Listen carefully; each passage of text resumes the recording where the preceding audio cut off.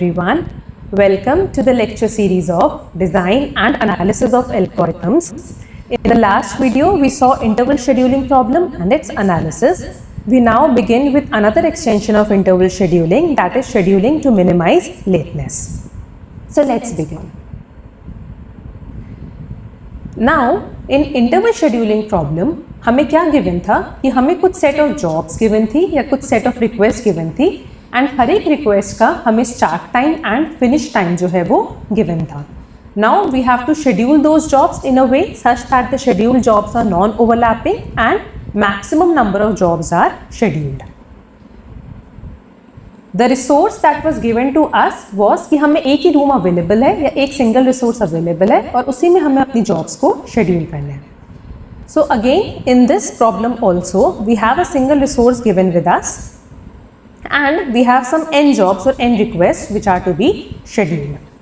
Now here in this problem it says that instead of the start time and finish time we are given with another factor which is deadline. So deadline का क्या मतलब है कि कौन सी job maximum किस time तक खत्म हो जानी चाहिए, that is its deadline, right? So instead of start time and finish time we have deadline given to us and we have another factor which is processing time. Processing time is कि job को complete होने के लिए कितना time चाहिए, right? So these two factors are given to us. Now the constraint given for the problem is कि हमें jobs को इस तरीके से शेड्यूल करना है कि जॉब अपनी डेडलाइन से पहले खत्म हो जाए एंड जितनी भी शेड्यूल्ड जॉब्स हैं they are non overlapping with each other. So schedule the jobs any time before the deadline. And scheduling of jobs must be done in a way that different jobs or requests are assigned non-overlapping intervals. Right? So unlike the interval scheduling problem where we were given with the start time and the finish time, here instead of start time and finish time we have processing time and the deadline. So interval scheduling problem में अगर हमारे पास start time और finish time available था, right? Let's say कोई particular job J के लिए उसका start time is denoted by S J. अब अगर हमें स्टार्ट टाइम उसका एस जे पता है एंड हमें गिवन क्या क्या है,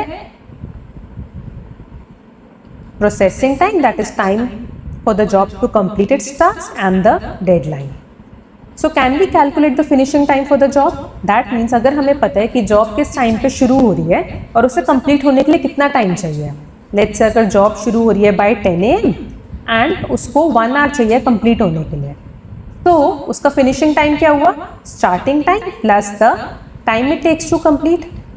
सो this is the finishing time of the job, right? So this start time was not available to us. हमने यहाँ पे एज्यूम करा है कि इस जॉब को अगर हम इस टाइम पे स्टार्ट कर रहे हैं तो now F J comes out to be the finishing time of the job.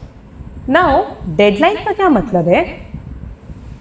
Deadline says कि दिस पर्टिकुलर जॉब को अगर 11 तक खत्म हो जाना चाहिए था, राइट?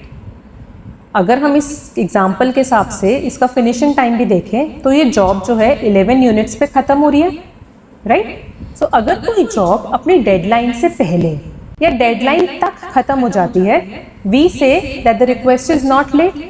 बट अगर कोई जॉब अपनी डेडलाइन को मिस कर जाती है in that case we say that the request is late. So suppose instead of 11 suppose इस जॉब की जो डेडलाइन है वो 10 होती है, राइट? सो फिनिशिंग टाइम है उसका 11 तक वो खत्म हुई बट उसे खत्म हो जाना चाहिए था 10 तक. सो रिक्वेस्ट क्या है? लेट है. और कितने टाइम से वो लेट है? 1 घंटे से लेट है. और ये हमने कैसे निकाला? सो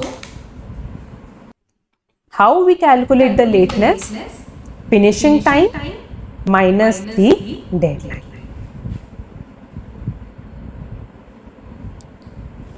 So this is how we calculate the lateness for a job. So अगर कोई job, so this is one of the scenario.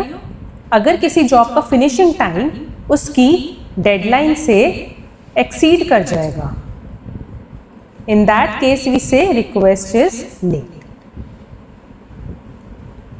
And this is how we calculate the lateness. Case 1. But in case अगर कोई job का finishing time उसकी deadline से कम है, so let's not take the equality sign over here. First case में हम यही consider कर रहे हैं कि अगर किसी जॉब का फिनिशिंग टाइम उसकी डेडलाइन को एक्सीड कर रहा है। सेकेंड केस से अगर किसी जॉब का फिनिशिंग टाइम उसकी डेडलाइन से कम है या उसके इक्वल है, राइट। सपोज अगर यही पर्टिकुलर एग्जांपल में इस जॉब का स्टार्टिंग टाइम था लेट्स से 10 और ये 1 है, इसको टाइम कंप्लीट होने के लिए चाहिए, तो इसका फिनिशिंग टाइम आ गया एज 11। नाउ सपोज इस जॉब की जो डेडलाइन भी है वो 11 ही होती है। सो इस केस में क्या हुआ, फिनिशिंग टाइम इक्विवेलेंट है डेडलाइन के। So in this case request is not late, और अगर रिक्वेस्ट लेट ही नहीं होगी तो उसका लेटनेस क्या होगा, 0, right. So this is how we denote lateness for any particular job. So now let's see कि इस लेटनेस को हम कैसे यूज कर रहे हैं अपनी प्रॉब्लम में। What do we mean by lateness? So let's understand the goal of our problem. Interval scheduling problem में हमारा गोल था कि हमें ज़्यादा से ज़्यादा जॉब्स को शेड्यूल करना है। In this case it says कि आपको जॉब्स को शेड्यूल करना है using non overlapping intervals such that you can minimise the maximum lateness. Now what do we mean by this term over here which says minimizing the maximum lateness?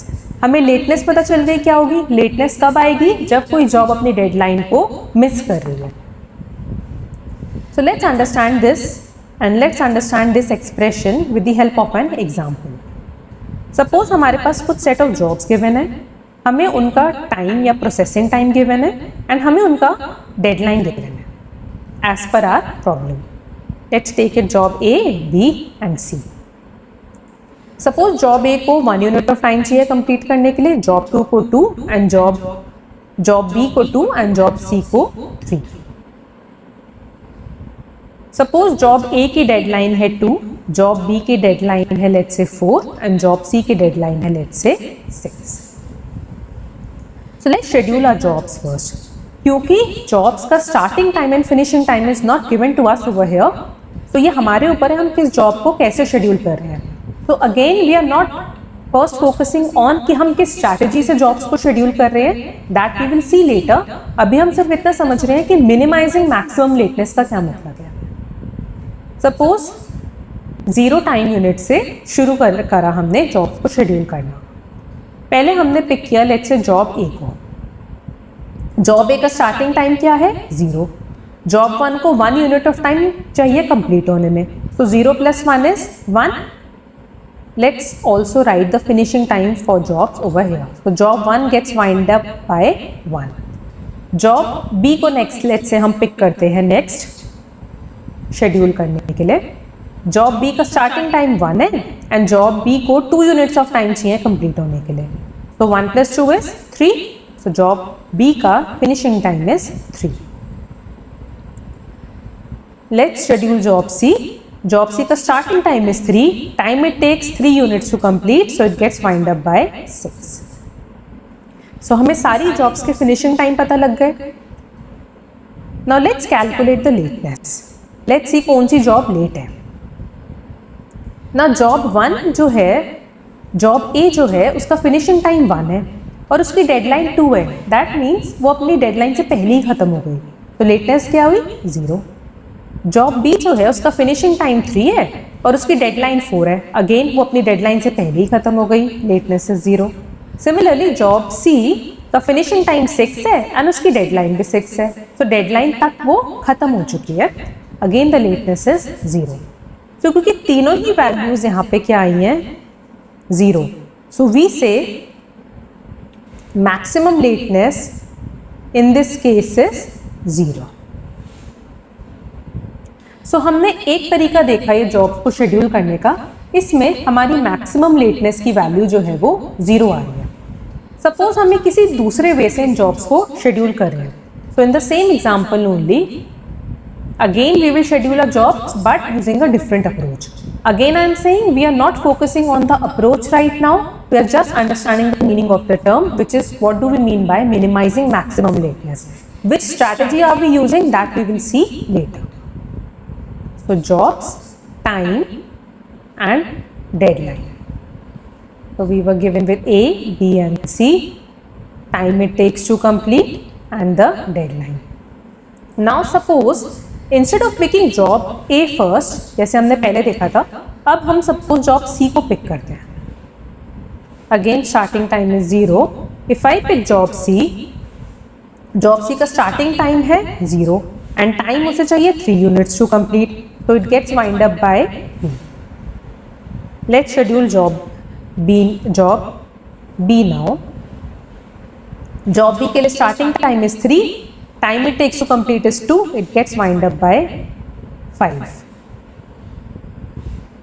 Job A, starting time 1, no, starting time is 5, time it takes to complete is 1, so it gets wind up by 6.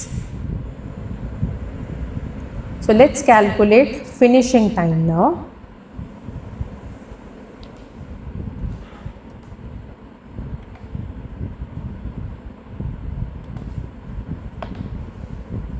Finishing time for job A is 6. Finishing time for job B is 5. Finishing time for job C is 3. Let's calculate lateness. Job A finish हो रही है by 6, but उसे खत्म हो जाना चाहिए था by 2. So the job is late and lateness is 6 minus 2, 4. Again job B finish हो रही है by 5, but उसे finish हो जाना चाहिए था by 4. Lateness is 1. Job C finish हो रही है by 3 and उसकी deadline है 6, यानी deadline से पहले finish हो रही है, तो lateness is 0. So out of all the 3 values, what is the maximum value of lateness? Maximum lateness comes out to be 4. Now जब हमने पहली अप्रोच में देखा था, यहाँ पे मैक्सिमम लेटनेस की वैल्यू थी 0 एंड सेकेंड तरीके से जब हमने शेड्यूल किया वहाँ पे मैक्सिमम लेटनेस आ रही है 4. So in both the cases, out of both the cases, which is giving me the minimum value of maximum lateness? Obviously this strategy. So this we will choose as our strategy. अभी ये strategy क्या है? That we are not discussing. It can be any greedy strategy, but this is what we mean by minimizing the maximum lateness. So हमें jobs को इस तरीके से schedule करना है such that jobs आपकी non overlapping हो, and अगर कोई job पहले तो हमें यही try करना है कि job अपनी deadline से पहले finish हो जाए, but in case अगर job late भी हो रही है तो आप इस तरीके से jobs को schedule करो कि जो भी शेड्यूल जॉब्स हैं उनकी जो मैक्सिमम लेटनेस है वो सबसे कम हो. सो जिस वे से हमें मैक्सिमम लेटनेस की वैल्यू मिनिमम मिलेगी, that will be my optimal greedy strategy for scheduling my jobs. Right. So this is what we mean by this expression over here, that we have to, this is the maximum lateness and we have to minimize this. Right. Now let's look at different greedy strategies. The first greedy strategy says, suppose हम jobs को schedule कर रहे हैं in increasing order of length. That means in increasing order of their processing time. Let's take an example for this. Suppose हमें 2 jobs given है, T1, job 1 and job 2. Time, processing time for job 1 is 1, processing time for job 2 is 10, and we are given with their deadline. Deadline for job 1 is let's say 100 and deadline for job 2 is let's say 10. अब हमें उस job को पहले pick करना है जिसका processing time सबसे कम है. Right. So out of the 2 jobs we will pick job 1 first since it has less value of processing time. So I pick job 1. We are starting from time 0 job 1 का starting time 0 है, 1 unit इसे complete होने के लिए चाहिए, so it gets completed over here. Job 2 का time starting time 1 है, it takes 10 units of time to complete, it gets wind up by 11। Finishing time for 1 is 1, finishing time for job 2 is 11, lateness for job 1 is 0, it gets finished before the deadline, lateness for job 2 is 11 minus 10 1। so इस case में हमें maximum lateness की value क्या मिल रही है, 1, right. So let's see कि क्या ये हमें ऑप्टिमल रिजल्ट दे रही है या नहीं दे रही। क्या हम इससे कम मैक्सिमम लेटनेस अचीव कर सकते हैं किसी और तरीके से जॉब्स को शेड्यूल करके। Suppose instead of picking processing time, हमने जॉब्स को किसी दूसरे तरीके से शेड्यूल किया। So let's say if I schedule job 2 first, starting time is 0, time it takes to complete 10, it gets wind up here, job 1 gets wind up here, finishing time for 1 is 11, finishing time for 2 is 10, lateness for 1 is, again job 1 is finishing before its deadline, lateness is 0, job 2 is finishing at the time of its deadline only, so lateness is 0. So in this case, maximum lateness comes out to be 0, right? So that means this is certainly not an optimal greedy strategy for us to choose. Why? Because this is not giving me an optimal result. हमें maximum lateness की value और कम मिल गई if I am scheduling jobs in a different way, right? So let's ignore this greedy strategy. Now another thing to notice over here is कि यहाँ पे हम सारी importance सिर्फ टाइम को दे रहे हैं, right? And we are completely ignoring the deadlines, which is an important factor in scheduling minimizing lateness problem. So let's take another greedy strategy now. Suppose instead of the processing time, हम jobs को schedule कर रहे हैं on the basis of slack time. Now what do I mean by slack time is, slack time का मतलब है deadline minus the processing time. So जिसका slack time सबसे कम है, आप उस जॉब को सबसे पहले पिक करो शेड्यूल करने के लिए। अगेन इसको एग्जाम्पल से समझते हैं। सपोज हमने 2 जॉब्स ली, 1 एंड 2। सपोज 1 का time to complete given as 1 and 2 का गिवन एज 10। 1 की डेडलाइन गिवन एज 3, 2 की deadline given as 10। Let's calculate their slack time also.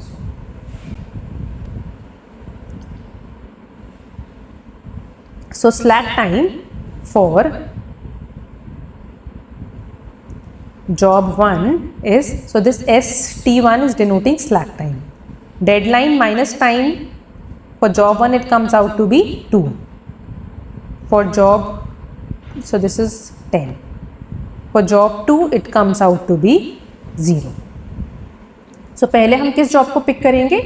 We will pick job 2 first, क्योंकि this is giving me a lesser value of slack.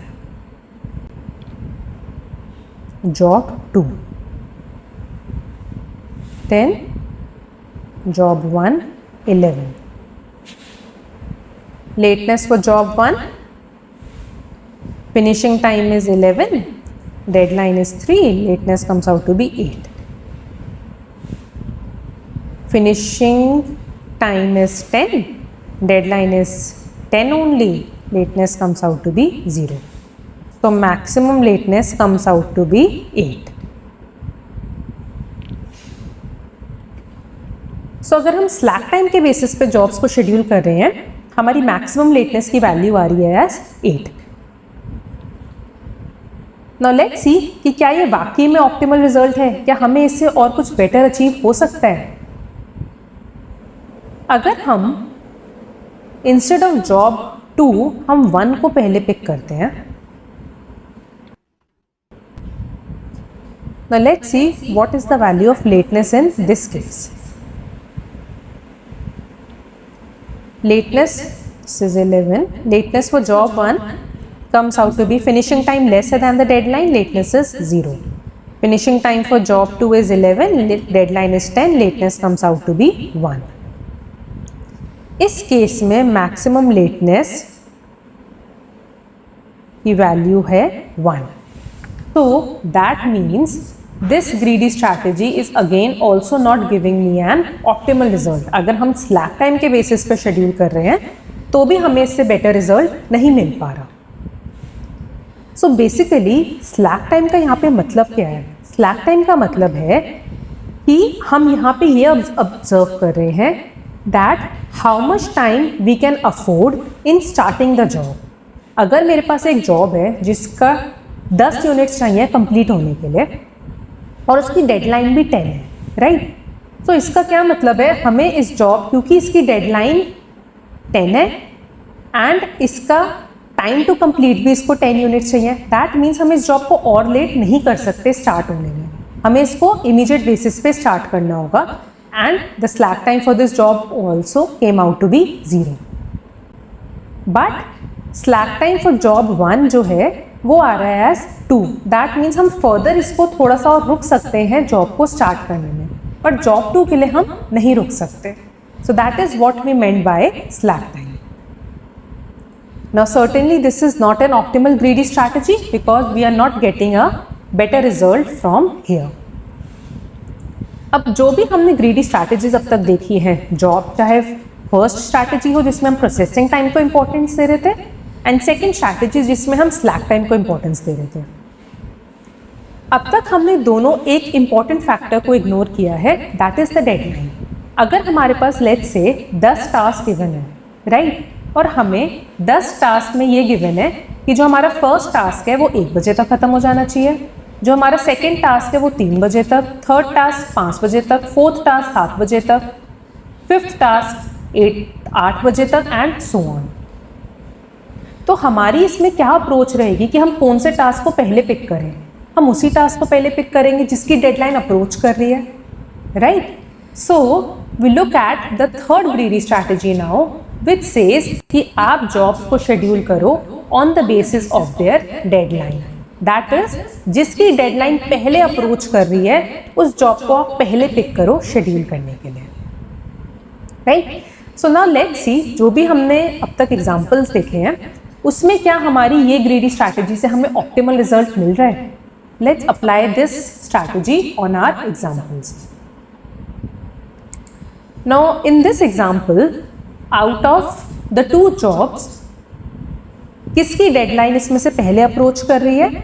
Job 2 की approach कर रही है. और जब हमने जॉब 2 को पहले शेड्यूल करा, we saw that the maximum lateness value came out to be 0. So this is certainly an optimal value. इससे कम तो हम अचीव कर ही नहीं सकते, right? Let's look at our second example now. Again in this case the value of deadline is 3 in case for job 1 and 10 in case of job 2. So we will schedule job 1 first. और जब हमने job 1 को schedule करा तो हमने देखा maximum lateness की value जो है वो हमें मिनिमम मिल रही है, right? So this means the greedy strategy that we are using in which we are giving importance to the deadline and scheduling our job on the basis of the factor कि जिसकी deadline कम है आप उसको पहले schedule करो. In that case we are getting an optimal result. So this is the greedy strategy that we will be following for our scheduling minimising lateness problem. Now let's design an algorithm on the basis of which we will schedule our jobs. तो क्योंकि हम यहाँ पे deadline को prioritise कर रहे हैं, that means हमें सारी जॉब को सॉर्ट कर देना है on the basis of their deadline. So the first step is order the jobs on the basis of their deadline.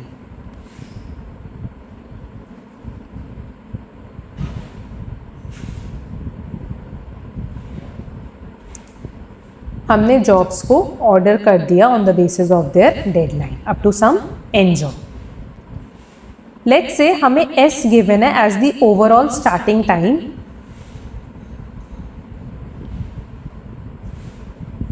of our problem. S is the overall starting time for my problem. Now for job 1, अगर ये S overall starting time है, हमने पहली job का जो starting time है, so S is nothing but starting time for our first job. हमें starting time given है, हमें इस जॉब का प्रोसेसिंग टाइम गिवन है, so we can calculate the finishing time. Similarly job 2 के लिए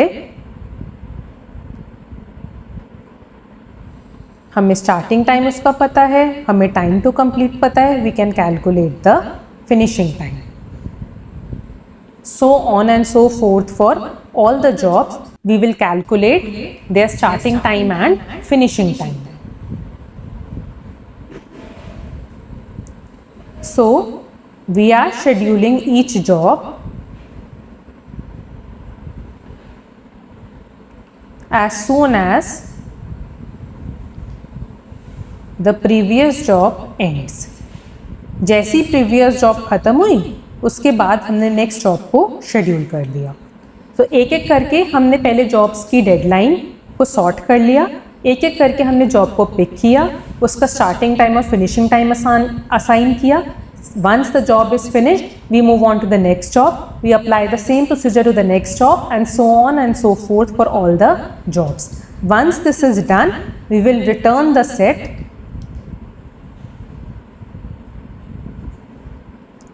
of scheduled jobs. जिस सेट में सारी जॉब्स का from first job till the nth job हर एक जॉब का starting time and finishing time जो है वो असाइंड है.